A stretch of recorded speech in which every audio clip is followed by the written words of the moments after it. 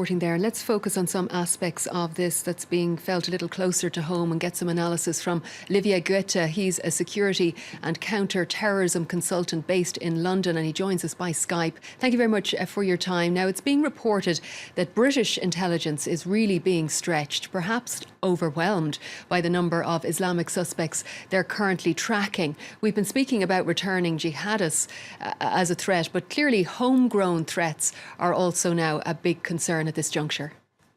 Very much so. You hit the issue on the nail.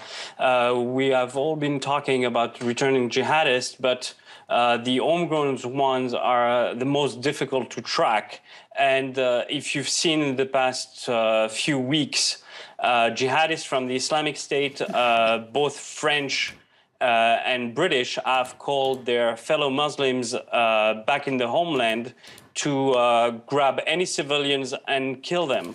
And that is something that is really a change in the Islamic State strategy, and that has put a lot of security services on the defensive, but also on the lookout for potential extremists at home that are not going to go all the way to Syria and that could hit in London or Paris.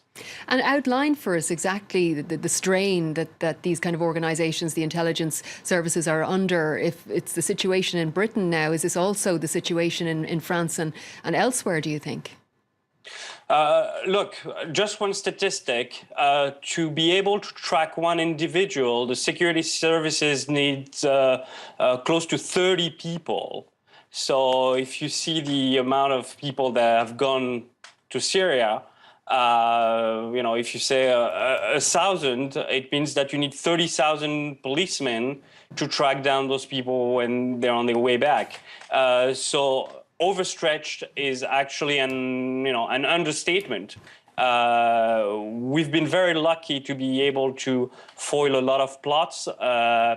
But the reason being that informants are telling the security services about the people that have been behind those plots.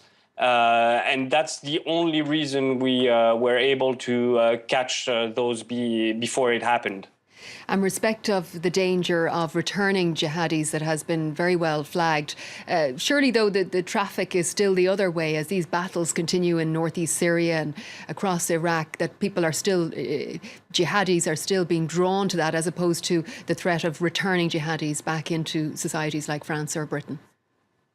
Look, you had the first case of returning jihadists perpetrating a terrorist act in Brussels at the Jewish Museum in May.